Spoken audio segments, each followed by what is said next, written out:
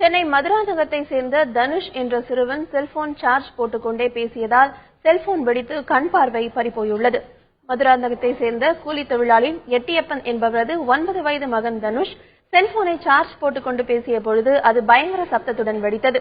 உடனடியாக செங்கல்பட்டு அரசு மருத்துவமனையில் சேர்க்கப்பட்ட அவர் இறுதியாக எழும்பூர் கண் மருத்துவமனையில் சேர்க்கப்பட்டார். அவருக்கு பார்வை பறிபோனதை முதல் கட்டமாக மருத்துவர்கள் உறுதி செய்தனர். இதையடுத்து அவருக்கு அறுவை சிகிச்சை செய்து கண்ணில் இருந்த செல்போன் உதிரி பாகங்கள் அப்புறப்படுத்தப்பட்டதால் தற்பொழுது இடது கண்ணில் மட்டும் லேசான பார்வை உள்ளது. வலது கண்ணில் முழுமையாக கண் பார்வை பறிபோயுள்ளது. 1 மாதம் கழித்து தனுஷுக்கு மீண்டும் அறுவை சிகிச்சை செய்ய திட்டமிட்டுள்ளதாக மருத்துவர்கள் தெரிவித்துள்ளனர். சார்ஜர் இருக்குல்ல, பெரியவங்களோ சிறியவர்களோ, ஏன்னா செல்போன் இல்லாம வாழ்ந்துடுறான். 2 கண்ணையும் இப்ப இந்த குழந்தை இழந்திருக்கு.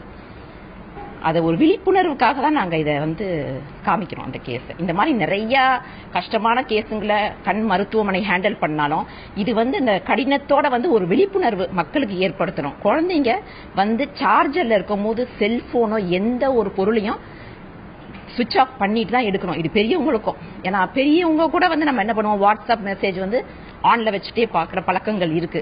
அன்னைக்கு எல்லா மருத்துவர்களையும் கூப்பிட்டு காமிச்சேன். இந்த மாதிரி ஒரு இன்சிடென்ட் Facebookல தான் நம்ம பார்ப்போம், வாட்ஸ்அப்ல பாக்குறத கண் முன்னாடி பாக்குறோம். எல்லாரும் அவங்க குழந்தைங்களுக்கு அனுப்பிட்டு இருந்தாங்க. இது ஒரு அவேர்னஸ்.